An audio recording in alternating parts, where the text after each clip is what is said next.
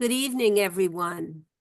The Garden Club of Old Greenwich and the Perrot Memorial Library are pleased to welcome you to tonight's talk, Landscaping with Native Plants.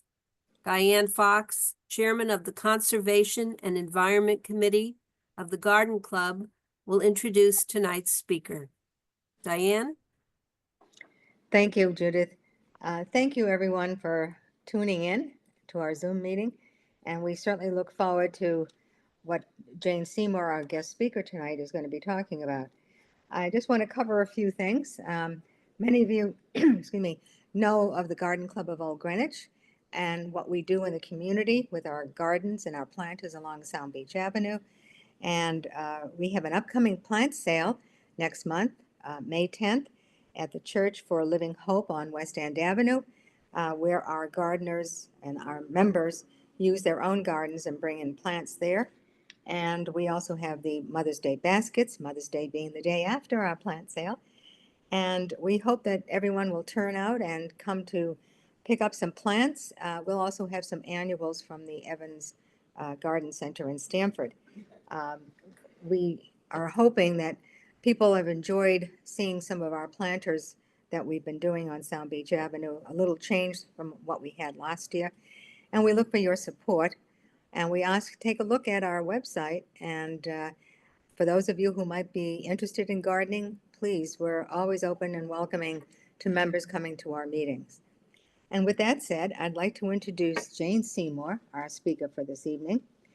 Jane is a wildlife biologist for the Connecticut DEEP, and she is also with the Wildlife Division. She's a steward of the Belding Wildlife Management Area, and she manages a variety of wildlife habitats and provides educational forums and discussions for groups such as ourselves. And we really are pleased to have her, especially with the idea of spring right around the corner here, hopefully, and get our plants planted. And so she's talking on native plants in our yard to provide food for birds, bees, and butterflies, and ourselves. Jane, thank you for joining us tonight, and we look forward to your speech. I just want to make members who are present be aware that if you have any questions, please go to the chat room, put them in the chat room, and at the end of Jane's talk, we will address the questions. Thank you very much, Jane. Thank you. Thank you, Diane.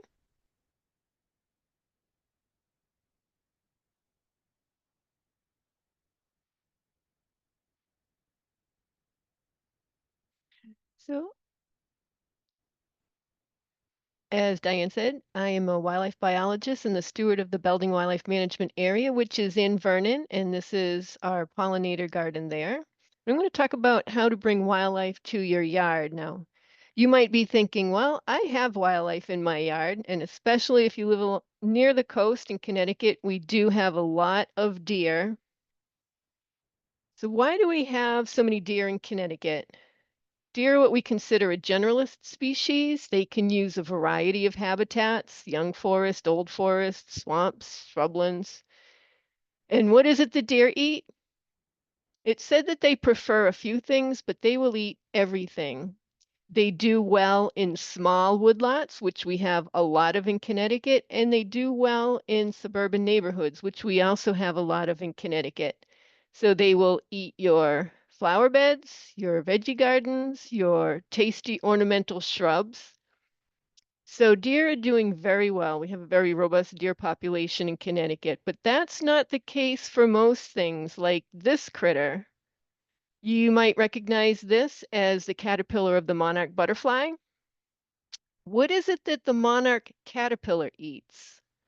You might know that it's a specialist on milkweed. So monarch caterpillars eat the leaves of milkweeds, but they don't eat anything else.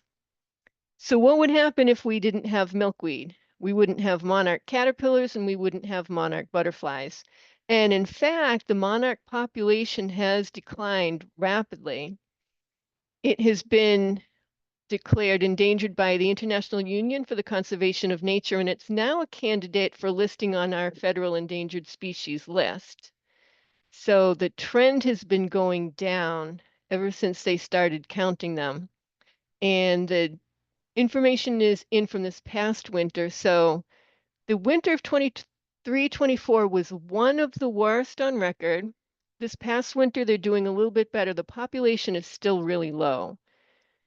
So what is it that is causing this decline? So for a species to exist, the individuals have to be able to fulfill their biological requirements.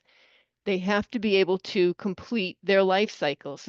This is an important concept in wildlife conservation. For a species to exist, the individuals must complete their life cycle.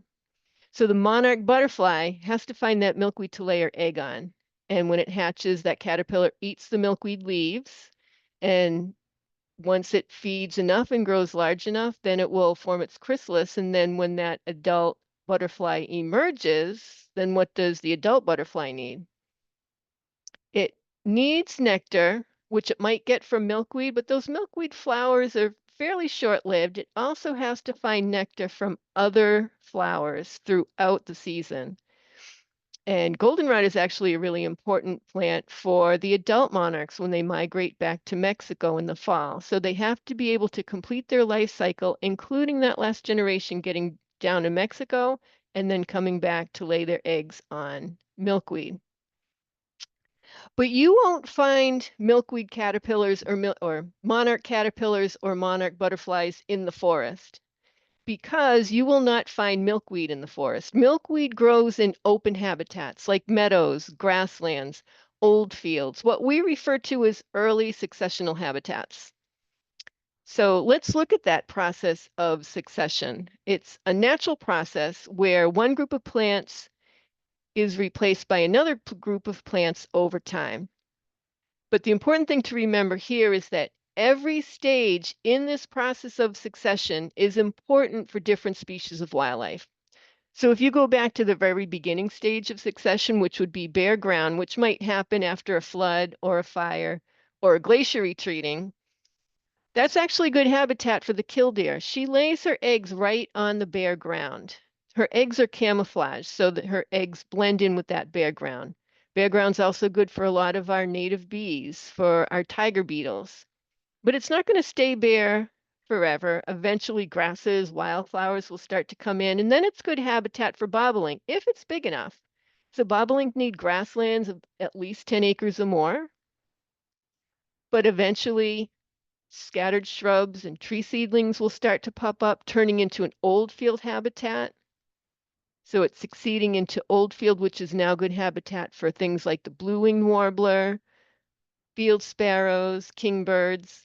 But when those shrubs and tree seedlings fill in and make a nice thick shrubby habitat, now it's good habitat for the brown thrasher. The brown thrasher is a species of special concern in Connecticut.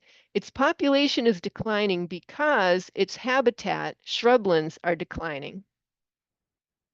Because eventually those tree seedlings are going to continue to grow up into a young forest.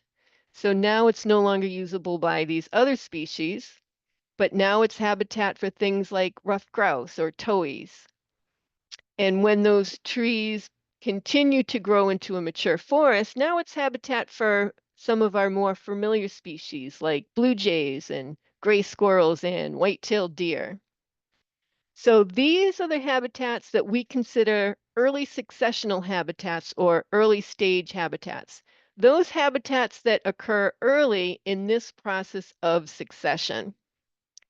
Now, some species need multiple stages of succession. The woodcock, for example, will use these fields, meadows, grasslands, where they do their courtship display, but that needs to be adjacent to thick, young deciduous forest where they do their nesting. And I'll see if we can play this sound. So this is the time of year to go out and hear the woodcock. If you have a meadow near your home, go out just as it gets dark and see if you can hear them calling. So we'll see if you can hear them. That one's not very loud. You might not be able to hear it. But I highly recommend going out and listening for those woodcock. Now, even our forest interior birds depend on these forest openings where grasses and wildflowers are growing. This is where they find the insects that they need to feed to their young. Now, when the settlers first arrived, they did encounter vast tracts of forest. And what did they do to that forest? They cut it down. So how is this for forest wildlife? It was not very good. But how was it for grassland wildlife? This was actually pretty good habitat for grassland wildlife, especially back in the day. Agriculture moved at a much slower pace. And so those grassland birds like that bobolink and meadowlark, grasshopper sparrows, upland sandpipers, these are all grassland ground nesting birds. They would have been able to make their nests on the ground in these hayfields and pastures before, most of them would be able to raise their young before the scythe came along or before they got trampled by the sheep. But what happened when people abandoned their farms for the richer soils of the Midwest or the cities? Well, succession happened. The forest started to grow back. And so one by one, the grassland species would disappear, but then old field species would pop up, things like the field sparrows, kestrels, kingbirds. As it grew into thick shrubby habitat, you'd get your brown thrasher, yellow-breasted chats, golden wing warblers. As it grew up into young forest, then you'd have your grouse, towhees.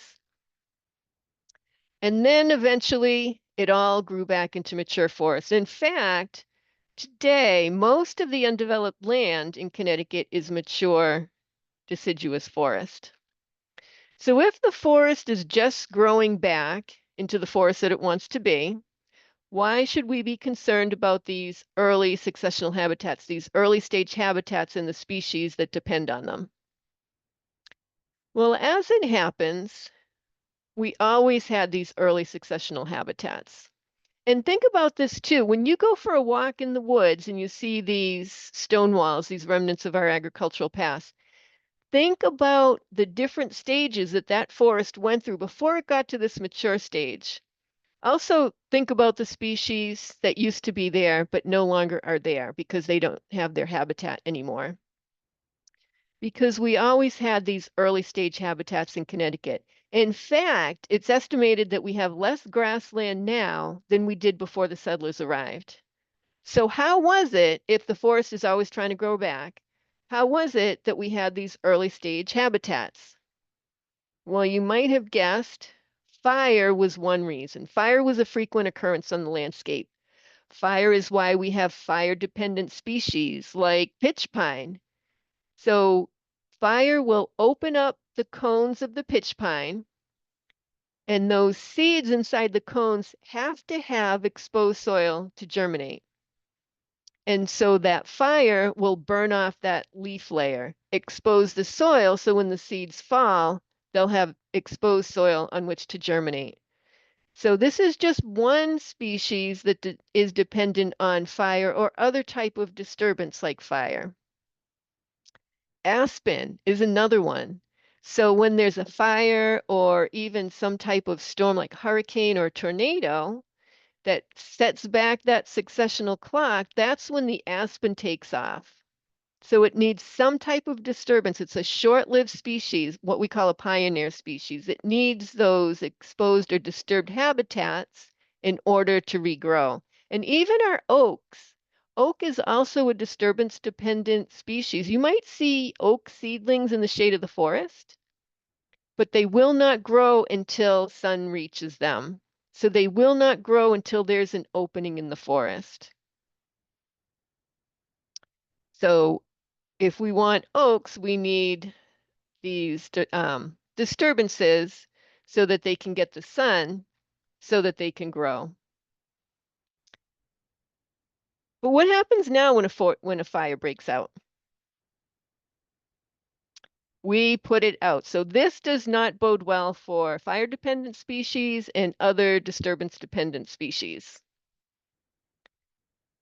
But it wasn't just fire that was shaping the landscape. What else was at work that was helping to shape the landscape, setting back that successional clock?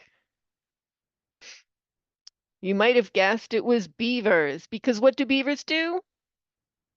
They cut down trees. They can actually cut down a lot of trees. And if you think back over 10,000 years ago when we had giant beavers, imagine all the work that they were capable of. And it wasn't just giant beavers. We also had mastodons in Connecticut. So after the glacier retreated, and the forest started to grow back, the mastodons would come through and they'd browse down those trees that were growing. So they'd browse down the forest in front of them, and in their wake, they would leave these early successional habitats. And there were even mammoths in New England. So these were grazers, and they roamed the grasslands of New England. Now, these large animals went extinct about 10,000 years ago, but we know that by about 12,000 years ago, there were already humans here in Connecticut. Humans cut down trees. They used trees to build their shelters, for fires. They used fire extensively to help shape the landscape. They grew crops, so they'd have to clear big areas, and they would grow their crops, but they would only grow them in an area for a few years, and then they would let the soil recover, and they would clear another area to grow their crops. So there would be these different areas, these different stages of succession as they moved around the landscape. Now, those beavers, when they cut down the trees, parts of the trees they use for food, and other parts they use to build their dams. What happens to all those trees that are still standing, but now they're flooded? Oops. So those trees will die. This used to be a forest. Then the beavers moved in, flooded it, killed the trees. It's now excellent habitat. If you're a great blue heron or kingfisher, turtles, frogs, fish, ducks. But eventually those beavers are going to eat themselves out of house and home, and they will have to move on. They will have to find a different area to build a dam. What's going to happen to this pond? Since they're not there to keep repairing the dam, it's going to start to leak, and eventually that pond will drain. The stream will find its course again, and all of that sediment is going to be exposed. What's going to happen to that sediment? Succession will happen. Grasses, sedges, wildflowers will start to grow. So this is a beaver meadow. If you've heard that term beaver meadow, that's what this refers to. The pond is abandoned, it drains, the sediment is exposed, and wetland plants start to grow. It continues to dry out, and you have this nice meadow. Some towns even have a beaver meadow road, and that's what this refers to. That road went by an area that had once been a beaver pond and reverted to a beaver meadow. But we know it's not going to stay meadow forever. Eventually, it's going to go through those stages of habitat: old field, shrubland, young forest, mature forest. And then the beavers can move in and start that process all over again. So each of those stages are important for different species. So at any point in time across the landscape, you would have these different stages of succession, and the animals would have to shift their areas in order to keep the habitat that they needed. So if their habitat grew up too large, if they were a shrubland species and it started growing up in forest, they would have to find an area that more recently had some type of disturbance. So a beaver meadow or an area that had burned. Now, we still have a lot of beavers in Connecticut, but we don't let them do the work that they're capable of because we've built our roads and buildings too close to rivers and wetlands. So we don't let fires burn. We don't let beavers do the work that they're capable of. So if most of the undeveloped land in Connecticut now is mature forest, how do we help these species that need these early stages of habitat? Well, we could do like the beavers, cut down a bunch of trees. So this is simulating one of these natural disturbances. Find a suitable spot, cut down some trees, but the important part here is step back, let it go through that process, and give the animals the space that they need to complete their life cycle.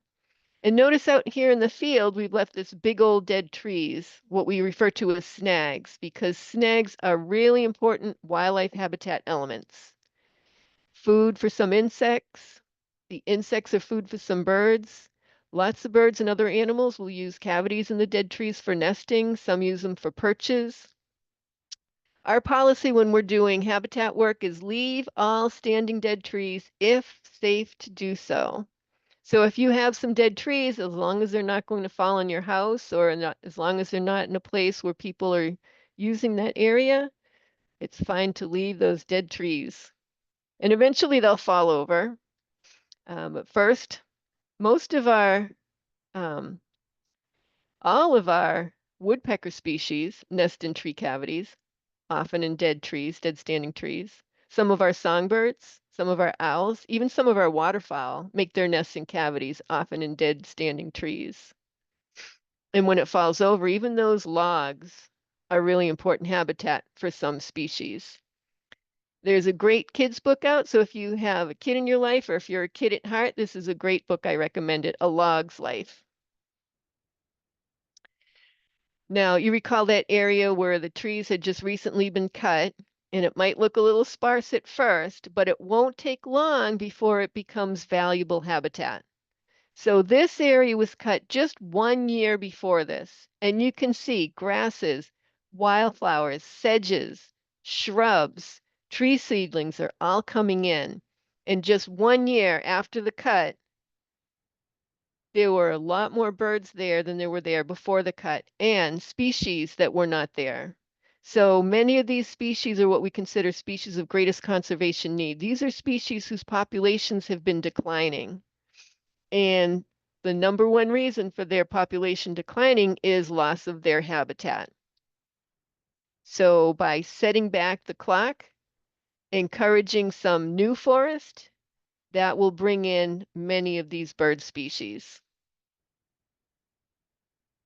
Now, if you don't have forests that you can cut down to make some early successional habitat, but you have lawn, you can actually start the process of succession right here by growing native plants.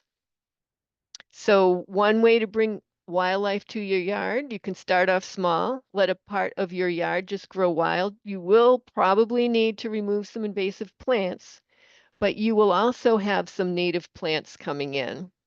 So right now in this country, we've converted about 50 million acres of land into lawn, and lawn has no value for wildlife. So that's about 50 million acres that we've taken away from wildlife. So this is a way that we can give some back. Even if you have a small yard, you can be helping wildlife. You might not have 20 acres of grassland to save the meadowlark, but maybe you have 1 acre for our friends the bluebird.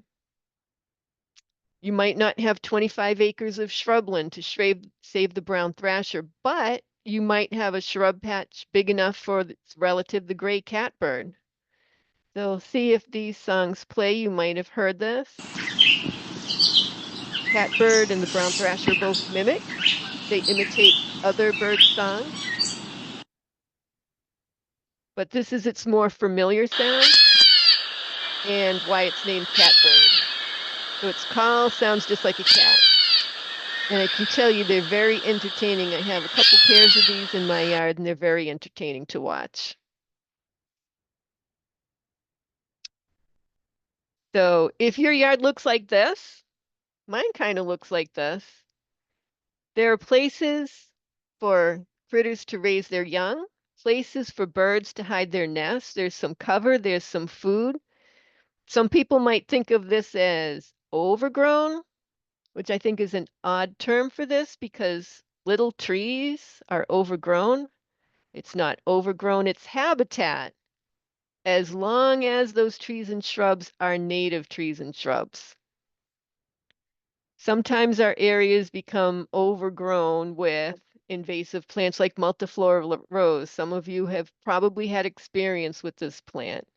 So we need to get rid of the invasives like multiflora rose and Japanese barberry. And don't let anybody tell you that the red leaf variety is not invasive. It just happens that when it reproduces, it typically reverts back to the green leaf. So we need to get rid of the Japanese barberry.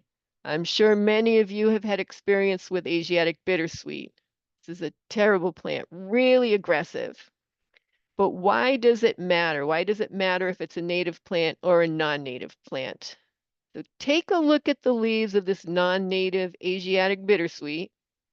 Compare that to the leaves of one of our native plants, black cherry. Take a look at these leaves. What do you notice about these leaves?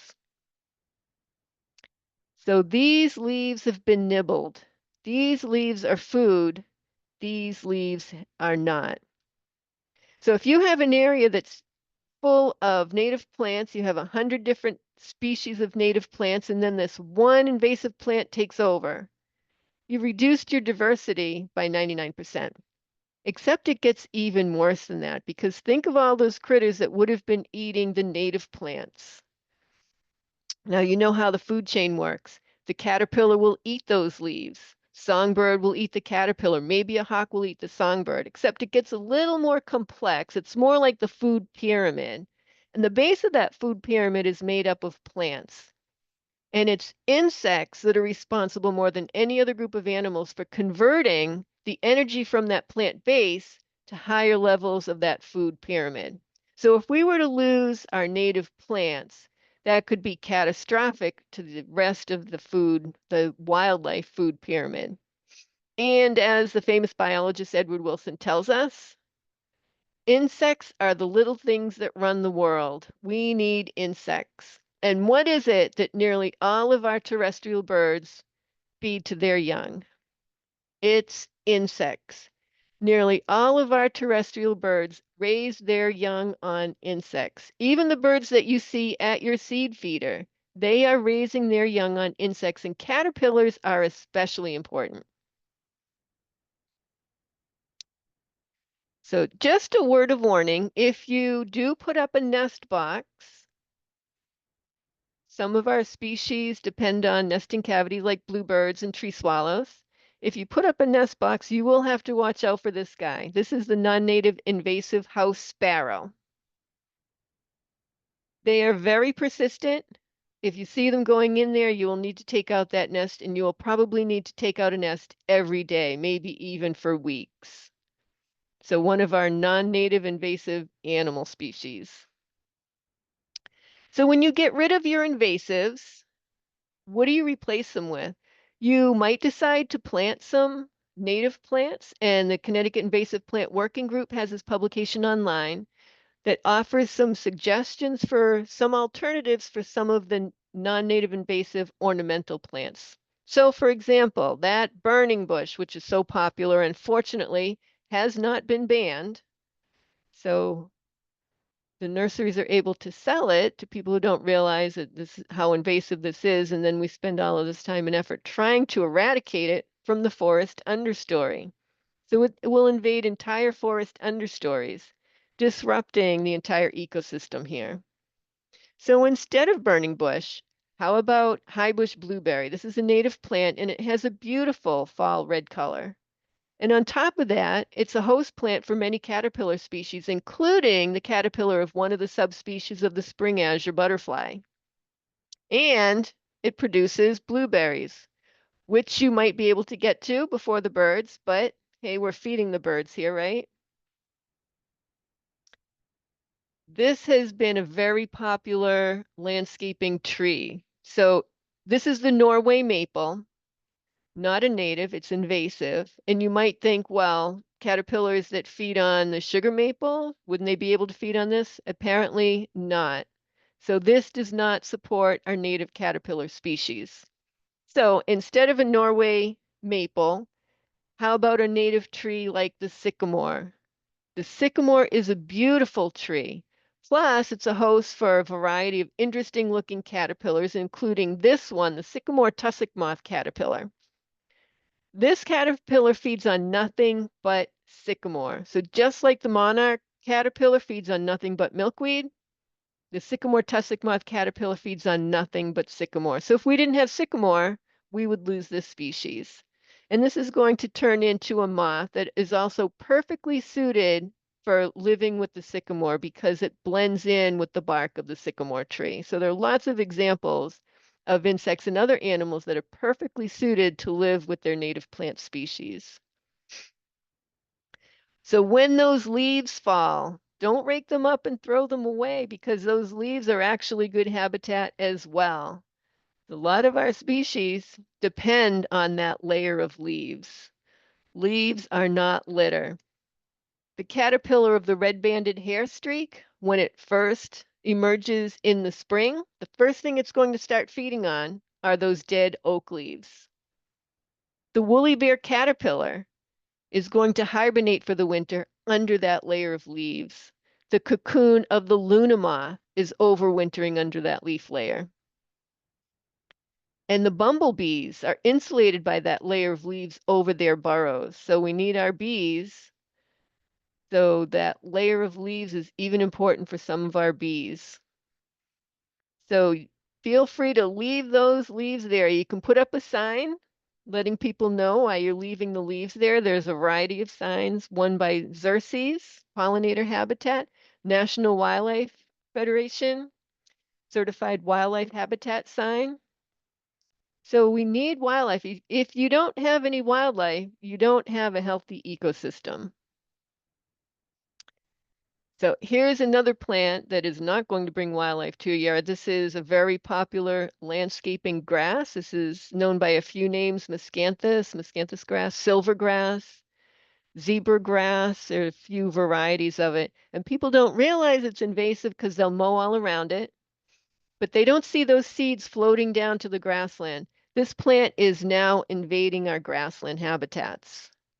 But instead of miscanthus grass, how about a native plant like fringed sedge, which also has a lovely form and is a host plant for caterpillars of the eyed brown and Appalachian brown butterflies. Switchgrass is another great alternative. Again, those arching leaves, those delicate seed heads. This plant is a host plant for several caterpillars, skipper caterpillars, and some moth caterpillars, including the caterpillars of some listed species. Sometimes I see this patches of this driving down the highway. It's that beautiful, soft, peachy tan. So areas of the highway where mugwort has not yet taken over. And this is another popular landscaping plant, the calorie pear. There are different varieties of it. The Bradford pear is a very popular variety of it. This is highly invasive. It takes over fields. This was supposed to be sterile, but does this look like it's sterile? Here it is growing along the highway. This is along Route 84. In just a couple of weeks, you will probably be seeing calorie pear everywhere because it'll start to flower in just a couple of weeks. This is the other side of the highway. This was an abandoned field that became invaded by autumn olive. So almost nothing competes with autumn olive. Well, calorie pear is so aggressive, it is now out competing the autumn olive. So somebody sent me an email last week. Subject Bradford pear pruning. I'm thinking, prune your Bradford pear. Yeah, I'll show you how to prune that Bradford pear. But I opened up the email. It's Bradford pear pruning season. To properly prune your Bradford pear, use a chainsaw to make a cut on the main trunk as flush to the ground as possible, right here. This is the way to prune your Bradford pear. But I also might add to treat it to a little bit of triclopyr. So there are a few products with triclopyr. This is one of them. Garlon is another one. Brush Begone is another one. So you don't want, once you cut that, you don't want the roots to send up sprouts. This will prevent the tree, the roots from sending up sprouts. Now, I know some people aren't too keen on using herbicide. There's a lot out there about pesticides, problems for bees from pesticides, but the pesticides that are causing problems for our insects are mainly insecticides. If you're using an herbicide to treat invasive plants, this is actually very helpful for our insects. And if you haven't discovered this product yet, this is from the North American Invasive Species Management Association, the buckthorn blaster. You fill these bottles and put the tip on there. And it's a very convenient tool to use when you're cutting and painting invasive stems. So you cut the stems and then you dab the herbicide right on the stem so that it doesn't resprout. And why do we need those calorie pears anyway when we have some beautiful native trees like the shad bush? So not only is it a beautiful tree, but it's also a host plant for the caterpillar of the striped hair-streaked butterfly and the caterpillar of the blinded sphinx moth. And it also produces berries that birds like the cedar waxwing love. Or how about the flowering dogwood? Another native plant. This is native to Connecticut and a host plant for another subspecies of the spring azure butterfly caterpillar and host plant for the caterpillar of the polyphemus moth. Now, those white things aren't actually the flowers. They're not petals. These are actually the bracts. The other name for this is big bracted dogwood or big bracted flowering dogwood. The flowers are actually in the center there. They're pretty small flowers, but still good for pollinators. Now, if you're looking to plant a dogwood, we have a few dogwood species, a couple of dogwood trees, and a few dogwood shrubs. And they're all great, but if you're looking to plant a dogwood, please do not plant the Coosa dogwood. So this is not a native. It does not support the caterpillars that our native dogwoods do. And it is escaping. It's not listed as invasive in Connecticut, but it is invasive in other states now. It'd probably just be a matter of time before it becomes invasive in Connecticut. None of our invasive plants started off that way. Some of them were here for 100 years or more before they finally got that foothold and then started taking off. So if you're looking for a dogwood, check the species, make sure you're getting a native one. This is one of the native dogwood shrubs. This one is gray dogwood. And this is one of the ones that might just grow on all of its own. When I let my yard grow wild, this is one of the plants that I got. So it created this nice thick patch. And the gray catbirds love it in there. I'll be looking out there and I'll see a twig sort of twitch, and then another one twitch, and that catbird is in there eating those berries. So these berries are pretty nutritious. So most of the time they're eating insects. But when these berries are ripe, they are going to be feeding on these berries. And it makes a difference what kind of berries they're eating. You might see birds eating the berries of some of our non-native invasive plants like bittersweet, but that's only because there's not other berries available. If we make our native berries available, those are the berries that have a high fat content. So in late summer, early fall, the birds have to prepare either for getting ready for the winter or for their fall migration. They need those fat reserves, and it's the berries from our native plants that will provide the fat that they need. The berries from our non-native invasive plants do not. So what do we mean by native anyway? I see dandelions growing all over the place. Does that mean that they're native? Well, they're not native. However, they're not invasive. Dandelions invade lawns, but they don't invade natural areas. For a plant to be invasive, it has to be non-native and cause either environmental or economic harm or harm to human health. So a lawn full of dandelions is actually better than a lawn full of lawn. They're actually pollinators that will use dandelions, and it doesn't become invasive. What about another plant that we see a lot of? Goldenrod. Is this a native plant? So in Connecticut, we have about 25 different species of goldenrod, and they are all native to Connecticut. And they're very valuable wildlife plant. The bees love goldenrod. And as I said earlier, it's a really important plant for monarch butterflies when they're migrating in the fall. So they have to get back to Mexico and they have to find food all along the way. And so goldenrod is one of the most important plants for fueling up for their long migration back. Now, some people blame goldenrod for allergies. Goldenrod is falsely accused of causing allergies. So think about this. What color is goldenrod? That bright yellow color is attracting the insects. So is goldenrod insect pollinated or wind pollinated? So as we can see, goldenrod is insect pollinated. And what causes our allergies? Pollen that's stuck to insects or pollen that's in the air? It's the pollen that's in the air. But the plants that are wind pollinated are not very conspicuous. They don't have to be because they're not attracting insects. So species like ragweed, they have these inconspicuous greenish flowers. So when you look out and you have your allergies, you don't notice the ragweed, but you do notice the goldenrod. And that's why goldenrod gets falsely accused of causing allergies.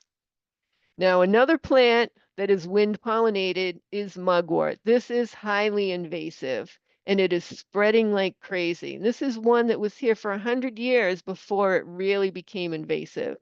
If you're not familiar with this plant, once you get to know it, you are going to see it everywhere.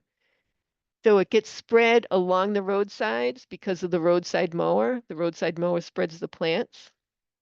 But get to know this plant. It is really difficult to eliminate. Pulling it basically doesn't work unless it's a really small patch. So I have a small patch in my yard up by the road. Again, it was spread by the roadside mower. And I am out there every day pulling these plants out. So you want to get rid of this as soon as you can. Now, in areas where you have a lot of it, one of our wildlife areas was invaded. It only took a couple of years before it took over about 50 acres. So the only way we were going to get rid of this was with the use of herbicide. But as I said, it's very difficult to eliminate.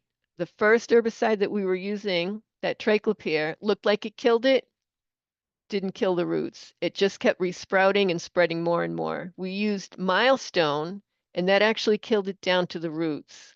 So Milestone is a safe herbicide, however, it is persistent. But it finally took care of that mugwort. Now we have to go out there every year and keep on top of that mugwort. But you can see, since we controlled that mugwort, now we have these fields full of goldenrod and asters and milkweed. Monarchs migrate through here on their fall migration. There are yellowthroats and field sparrows out here. So it's a great habitat now once we were able to get rid of all that invasive mugwort. Now, Doug Tallamy tells us that the oak is the best plant as far as caterpillar diversity because it supports over 500 different species of caterpillars. And if you compare that to a popular landscaping plant, the butterfly bush, how many caterpillars does this support? None. But it gets even worse than that because now in some states, butterfly bush is invasive and we see it spreading here, and it's probably just a matter of time before it becomes invasive in Connecticut. So instead of butterfly bush, how about butterfly weed? Great pollinator plant, and since it's a milkweed, it's great for the monarch caterpillars.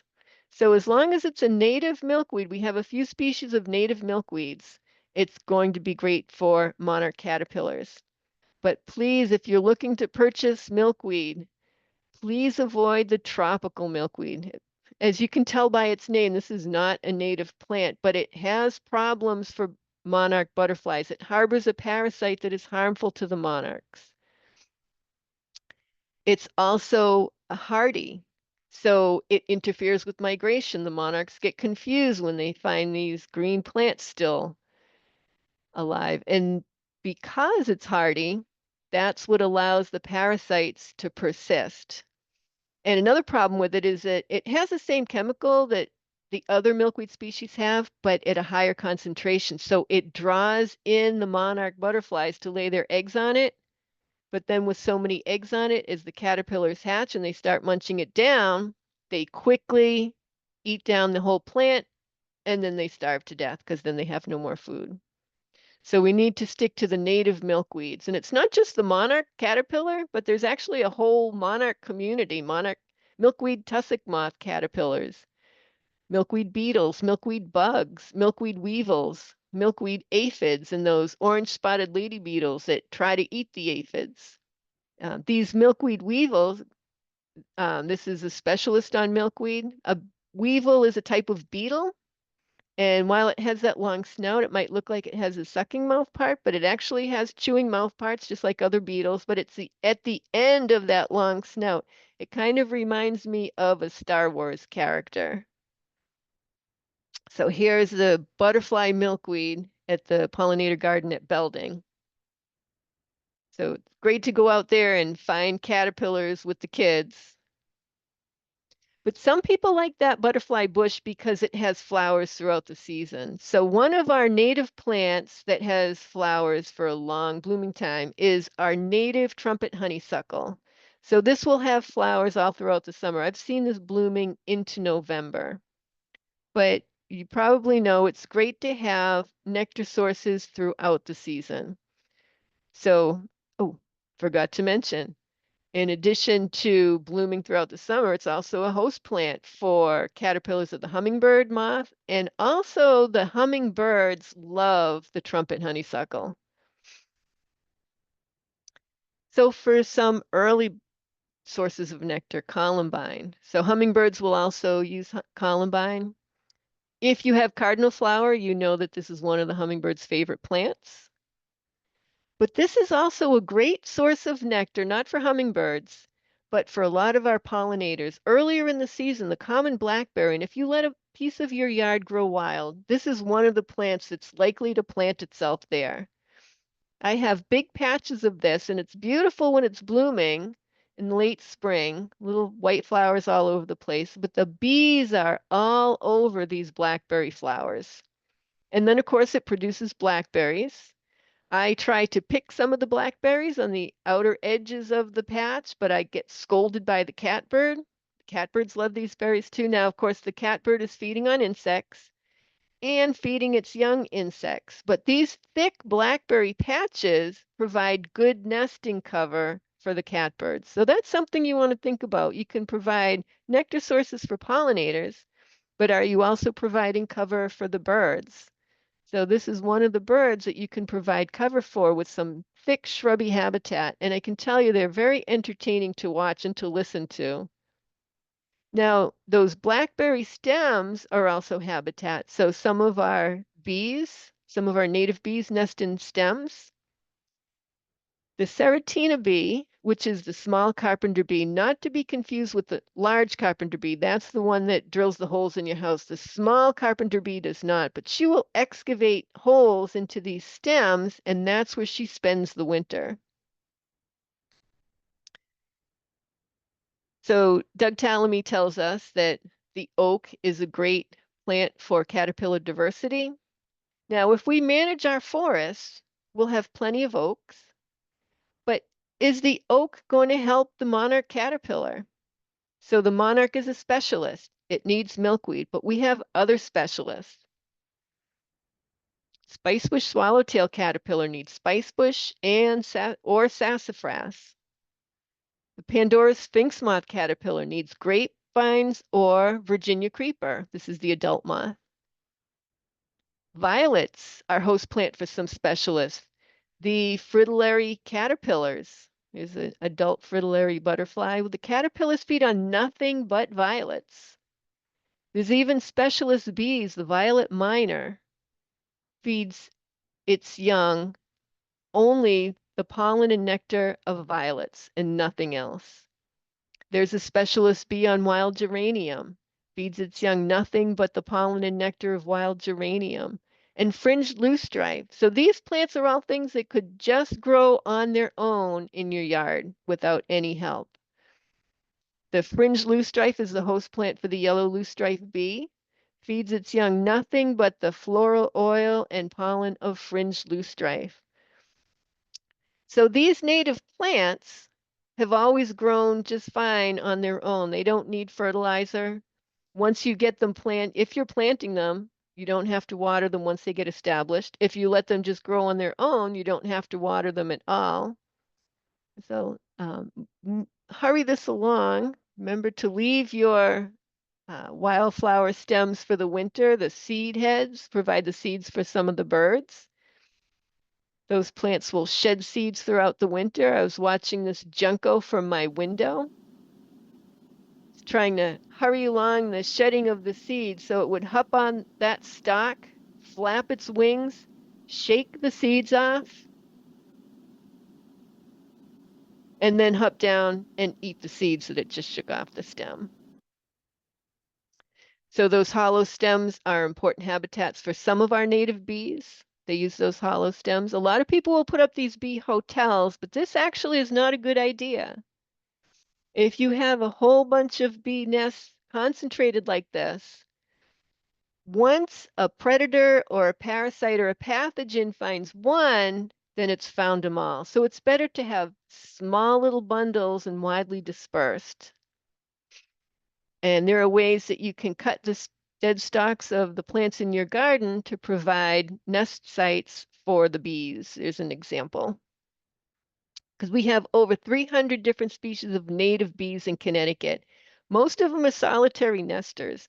Honeybees are not native. Honeybees are more like livestock. They produce an agricultural product, and honeybees outcompete our native bees. So if you're raising honeybees for honey, just make sure that you're providing plenty of nectar sources for them so they don't outcompete the native bees out in the wild. Now, does this look like good habitat? Well, it depends. If you're a native solitary ground nesting bee, yeah, this is great habitat. So if you have bare patches in your yard, those just might be good places for some of our native solitary nesting bees to make their homes. Because remember, you can provide all of the nectar sources for them, but if they don't have places to raise their young, they cannot complete their life cycle. So a few other plants that will probably just pop up on their own when you let a piece of your yard grow wild. Common evening primrose, good host plant for some of our moth species, and the hummingbirds love it. If you have Joe Pye weed, you will have butterflies. This just grows wild in my yard. Boneset is another one. This is how you can tell the boneset. Great for pollinators, including this one. All right, it might not win any beauty contest, but you have to admit it's a pretty interesting looking creature. And of course, goldenrod. If you let some of your yard grow wild, you will most likely get some goldenrod. There's the goldenrod boneset and Joe Pye weed growing together. Asters will come in on their own. Again, you don't need to fertilize, you don't need to water them. Asters are also really important plants for monarch butterflies when they're migrating in the fall. They need these late blooming plants to get back to Mexico. So I can see I'm running out of time, so I think I will stop it here and see if there are questions. Jane, we have several questions. All Okay. right, so let me just close this down here. We've got a whole group of them. I'm just trying to close out here for a minute, just a second. So it's on the team chat, and it's hard to see where some of these questions are coming from. And I say that because the Julie DeChamp, can you pull before they start to spread pollen? I'm not sure which plant she's referring to at this point. So this is one of the questions, I guess. Oh, the mugwort. Yes, yeah. Yeah, so yeah, you definitely want if and this is only going to work if you have a small patch. Like I said, I go out to my small patch in my yard every day and rip it out. So you definitely want to get it before it goes to seed. Right. And it would be great to get it before. It does bloom a little bit later in the summer, so you do have some Yeah. time.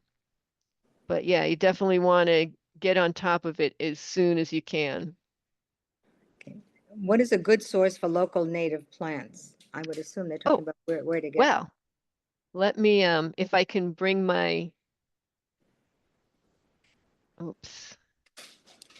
Can I bring my oops. Oops. Oh, it's not advancing now. All right, well, I'll just tell you then, one of the best places for purchasing native plants is Earth Tone's Native Plant Nursery, and that's in Woodbury. Most of their plants are wild type and they're locally sourced, mostly locally sourced, so they're a great source for plants. If you're looking to plant seeds, the Northeast Seed Collective is a great source for native seeds. They went out and they wild collected seeds in our ecoregion and they provided them to farmers who grew them out. And so that was their crop, was native wildflowers. And then they collect the seeds and they sell them through the Northeast Seed Collective. There's also the Native Plant Trust. They have a couple of outlets in Whately, Massachusetts and in Framingham, Massachusetts. And you can also find the Connecticut Tree and Shrub Availability List online, and that has nurseries that provide native trees or native shrubs. And you just want to watch out for cultivars. When you're purchasing native plants, the best ones are the wild type plants because when they cultivate some of our native species for certain characteristics, a lot of times they're breeding out the wildlife value. So we know we call them nativars, so these cultivated native plants. We know that some of them are not good for caterpillars and some of them are, and many we don't know. Some of them are good for pollinators and some of them are not, and many we just don't know. So the safest thing is just to stick to the wild type and not the cultivated nativars. Okay. When is a good time to mulch leaves? To mulch leaves. Well, the best thing is just to leave them if you can.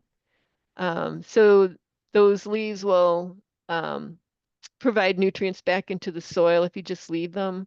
But again, if you just leave that layer of leaves, then you're helping out things like that red-banded hair streak and the woolly bear and the Luna moth. Okay. Um, If I have it, a backyard patch of about 500 square feet, I want to convert to a black-eyed Susan patch. Should I do that by directly sowing seeds or do I have to plant hundreds of plugs? um, so if you do some scraping up of the area, we good to know if what's there now. If it's lawn, you might just be able to sow the seeds right on top. So I had some black-eyed Susans just pop up when I let my lawn grow wild. Um, you could scrape up the soil and plant those seeds. So all of our native plants spread themselves by their seeds without any help. Um, Good. What is the status of the viceroy butterfly, commonly mistaken for monarch butterflies? that's a good question because we used to see viceroys and not monarchs. And now we're starting to see monarchs again, and I have noticed that I don't see viceroys anymore. So I'm Hmm. not really sure what the status is, but if you're concerned about them, I can confirm that I have not seen as many as I used to. Hmm. How to know if the plant is native or invasive? Oh, so if you're letting your yard grow wild, you'll need to identify what's coming up. The Seek app can help. That was developed by iNaturalist. So once you know what's growing in your yard, you can go to the Go Botany website to determine if it's native or non-native. So Go Botany is a website that's maintained by the Native Plant Trust. And when you put your plant in the search field, I recommend using the Latin name because the common names tend to be different. Mm-hmm. And then if you find that your plant is not a native plant, then you can go to Connecticut Invasive Plant Working Group and see if that plant is on their invasive plant list. Good. Okay, think, think that's, one of the comments here is Greenwich Land Trust is also a great source of and resource for native and wild plants. So Nice. just to put that out there, that's in Greenwich, of course. Nice. Um, And another option, I don't know if their sale has closed yet, but the Connecticut River and Coastal Conservation District has a mm, plant sale. Tomorrow might be the last day of to put your orders in, but they also have some native plants for sale. Great, thank you, that was helpful. Question, we have leaves that we can leave and those that we should clean up. what would be an early springtime for cleanup? That's a good question because it's going to depend on the different species that are using it. So the later you can wait, the better, because that leaf layer is actually helping a lot of the overwintering insects. So when it starts to get warm and things start to emerge, that would be safer than trying to clean it up while it's still cold. But you also want to make sure that you're not doing it too late where you're starting to disturb some other species that are starting to reproduce. Right. Any idea how to address deer eating natives? How to address deer? Oh, Eating, yeah, I guess it was saying the deer are eating some of the natives. How do we address that? yeah. So it's not easy, especially when you have a really high deer population. Mm, If you have existing natives that you're trying to protect, there are some products that you can spray on there to deter the deer, but the problem with that is that you're probably also deterring the caterpillars, the native caterpillars that would have been feeding on it. You can mm, fence off your natives. If you're looking to plant natives, there are some things that the deer don't like as much. So, for example, shrubs, they don't really care for inkberry or mm, bayberry. They'll avoid those. mm-hmm. They love shadbush and dogwoods. Yes. Mm. And shadbush too. Okay, good.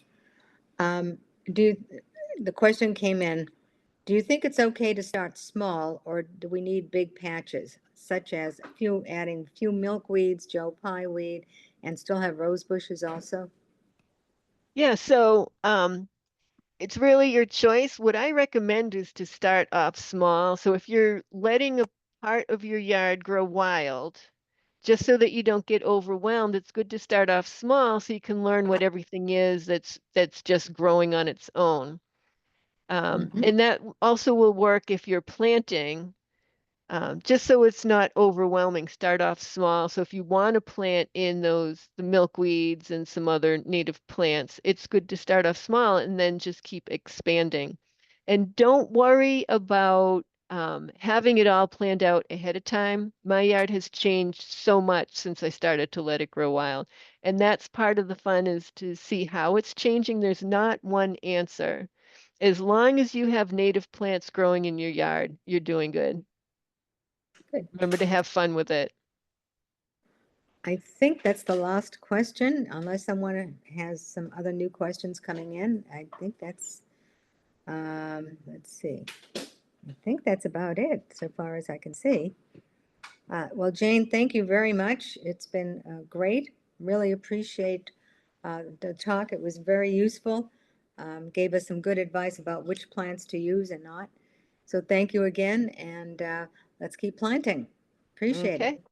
Okay. Thanks. All right. Take care. All right. Thank you. Thank you. Thank you all.